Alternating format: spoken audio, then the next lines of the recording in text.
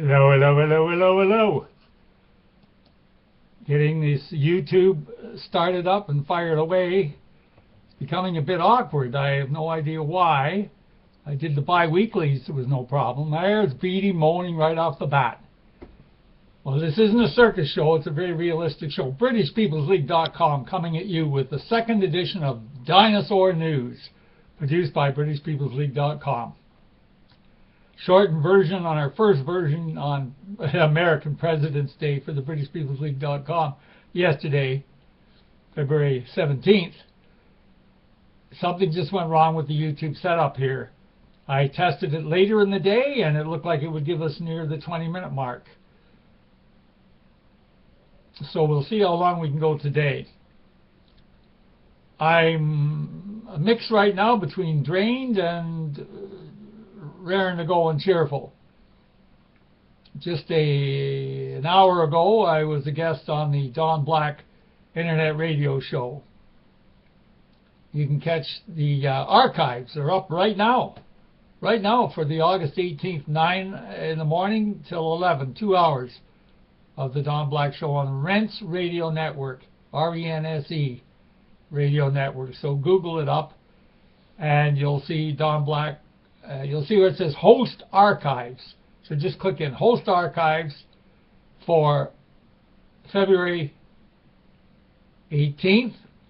The second hour is yours truly. The entire 2 hours are terrific, but I was invited on as guest at 10 a.m. with co-host Don Advo from California, and of course Don Black being the host. Wow. Don Black and Don Advo certainly asked me a lot of key questions as to where the British People's League is at, where the British People's League is heading. And it really had me thinking, because I know the huge audience the Don Black Show has.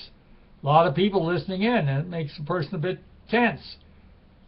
Certainly a lot more people than listening into our YouTubes here, although every one of you listeners is valued for sure.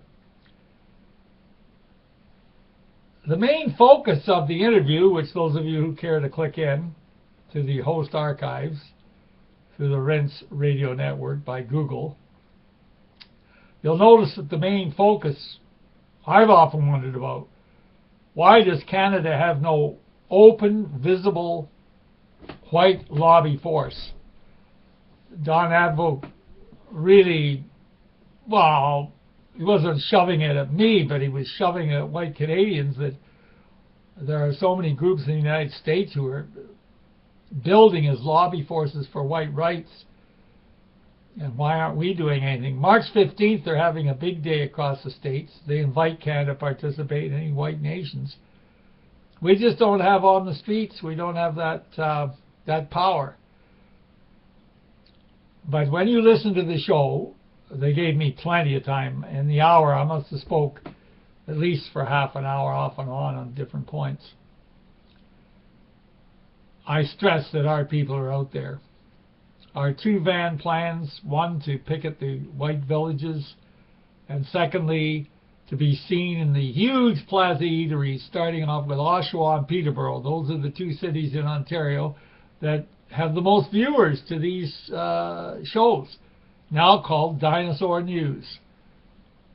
So that's a form of news that yours truly was on one of the biggest white, well, I think it would be the biggest white internet radio show on the planet. And I'm very pleased at how it turned out. I nearly interrupted the host once or twice, but overall I'm very pleased. The pinpointed questions that were asked. So I'd like to leave the mystery for you, and you dig it out of the archives. So today we're going to read you something here. A poem someone forwarded to me. It's called A World Without Whites, A Sober Awakening, a poem by War, 1889. Jim had been brainwashed at his American school. Marxist teachers preached minority rule. White history was derided and greatness denied. so none of the children had known racial pride.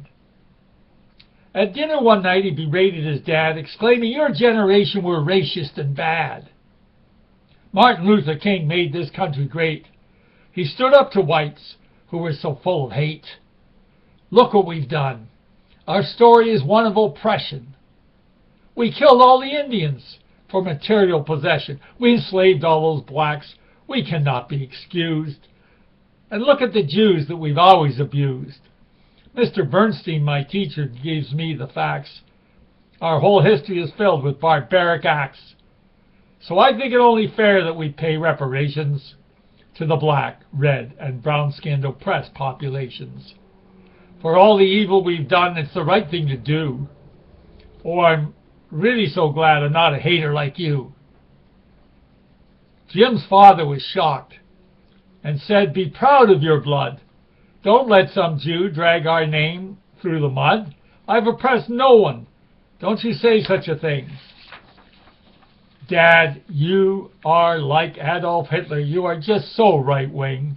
You've always been prejudiced and had a hate-filled mind, unlike me, who's completely colorblind. I'll tell you what, son, I think you're a dupe, because all other races love their own tribal group. So if it's all right for them, then why not for us? Oh, I give up, Dad. There's nothing more to discuss. Jim stormed up to his room, shaking his head. Thank God that our white race will soon all be dead. This planet will be better and have so much worth. I wish racist Europeans had not walked this earth. As Jim lay in his bed in the dark and the gloom, all of a sudden an angel appeared in the room and said, "I'll grant you your wish. Let's go on a trip." Taking hold of Jim's hand with an extremely strong grip, "I'll take you to a world where there never were whites." Then there was a boom and a flash of brilliant blue lights. Jim found himself in a field where the lights faded away. It was cold and damp, and the sky was gray. "Where am I? Who are you, and why am I here?" "I'm Harold the Angel. Let me make myself clear. You now live in a world where whites never existed. You've got what you wanted. You really insisted." "Yes, that's what I wish for. This will be fine. A world without hatred, that sounds divine." "Well, I'll look around later, because I now need some sleep. And it's freezing out here, so my curiosity can keep. I'll explore on the morrow. Now, where's the nearest motel?" Harold the Angel said, "You don't listen too well. This was once North America, but it now has no name. Nothing's being built because the whites never came. Nothing's being built because the whites never came. There are some caves up the hill if you want to sleep there. Or there are some natives in tents. Maybe they'll share." "Oh, well, a tent sounds better than a cold, dark cave. I'll go and approach that Indian brave." "But what if they're hostile? They might do me some harm." The angel sarcastically said, "Show your colorblind charm." "Jim, you're not saying the stories of scalping are true, and some harm or danger may come to you?" "Why, Jim, is that racist? That statement is bold. In this utopia of yours, has fear taken a hold? Jim, to be safe. Jim, to be safe on the safe side, can you give me a gun?" Jim said. The angel said, "Gun making never begun. No evil Europeans came to these lands, so there are no firearms in anyone's hands. Well, get me a phone and I'll give them a ring." "Sorry, there has never been any such thing. Alexander Graham Bell, the inventor, has never been born. He was part of the race of which you poured scorn." "Oh, forget it," said Jim. "The cave will do me this night. Once I get warm, I know I'll be all right. I'll just start a fire. Can you please give me a lighter? It will make this cave so much warmer and brighter." "Sorry," said the angel. "The cold can't be prevented. No whites on this planet, hence no lighters invented. Rub some sticks together. That's what all the natives do. In centuries, they haven't created anything new." "Oh, I can sleep in this place. So can you get me a car? I'll drive down the road and find me a bar. There are no cars or no roads, and bars haven't been built. You wished away, white inventors, in your self-hating guilt. Well, if there are no cars, then I'll jump on a train. Harold the Angel said I had better explain. There are no trains or no engines on this earthly place. Remember, you got rid of the intuitive white race. The discovery of the uses of coal, oil, and gas have never been found in this dull world, alas. There are no planes, no plumbing, or even a brick-built house. No classical music, no Wagner, Beethoven, or Strauss. There is no radio or books. There is no television. All the genius is gone because of your hate-filled decision. Jim said it's still a far better world in my estimation. But could you please take me to a warmer destination? So be it. If you want to cheat, grab hold of my robe, and I'll fly you to another part of the globe. So Jim was flown to the jungle where the Aztecs dwelled, into a mud hut that was dingy and smelled. Jim was grateful for the warmth, but the humidity and heat made him very uncomfortable and very downbeat. Air conditioning, said Jim, is just what I need. It hasn't been invented because there are no men of your breed. It is 2007. Is there no artistic degree? No, said the angel, and there never will be. Well, take me to the emperor. I can't live like this. Everything in this world is just so amiss. Get me a car. Oh, damn, I forgot. We'll just have to walk, but it's so bloody hot. They walked through the jungle, and darkness descended. Jim said, can I have a torch? That would be quite splendid. Edison never lived, so I cannot comply. He was part of the race that you wanted to die. Never mind then, Jim loudly shouted. He continued to walk, but he sulked and he pouted. By morning, they had reached their destination, just in time for the main presentation. Human sacrifice was the Aztecs' black art. And one such event was about to start. Jim saw a knife plunged into a chest and a beating heart pulled from a breast. Then off came the head with a sickening chop. Jim turned to the angel and cried, please make him stop. I'm afraid, said the angel, there is no progression. These people will always live under oppression. The white liberators from the country called Spain did not free these people from their misery and pain. You wished them away so they would find this world strange. Without the input of your race, nothing ever will change. Please take me away from this wicked nation to any place where there's a civilization. What about Africa, where they love one another? Sorry, Jim boy, they're still eating each other. I'm sure you're a person they'd so love to meet. I fancy that you'd make a nice, tasty treat. What about Europe? Who's living there? Asiatic tribes who have no vision or flair. There was no Roman Empire, no Viking or Greek. You wanted a world without the race, so unique. There are no great cities or buildings, no science or art. These innovations set the white race apart. Then get me a boat, and I'll cross the open sea.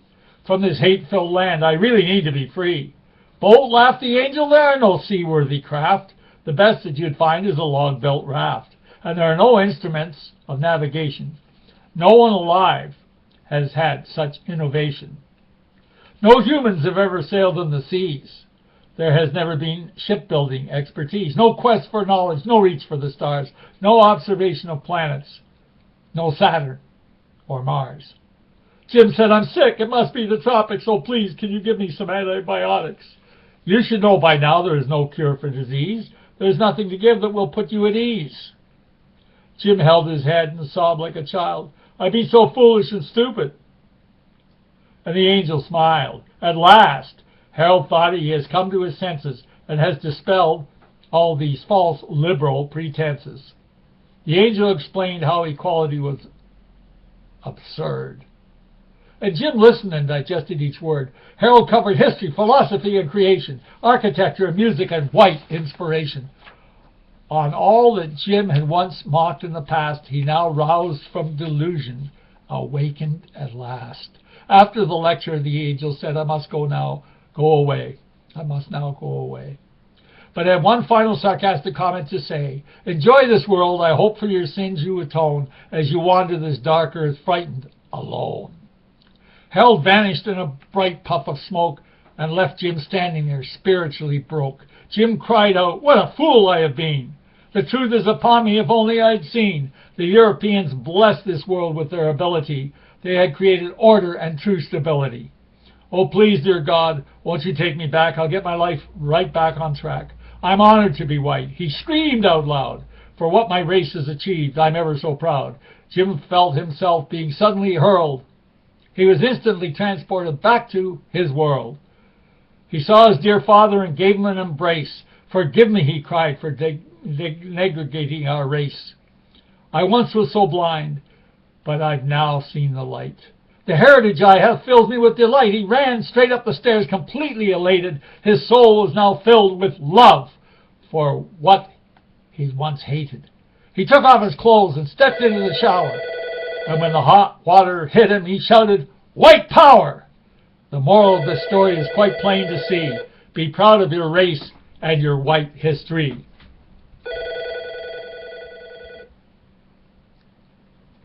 We'll just get that dinger down. Well, we're up to 16 minutes. Fortunately, didn't cut us out. Each day will be different. Dinosaur News number 2 now complete. Don't forget our British cousins, our buddies, our kith, our brothers. Candor.org.uk. Candor, CANDOUR.org.uk. A plug for the League of the South, a good Southern organization. And of course, you're going to check in right now to the Don Black show on the Rents Radio Network. Okay, that's it. Dinosaur number 2. Dinosaur number 3 news coming at you tomorrow. Thank you for listening. Keep the faith.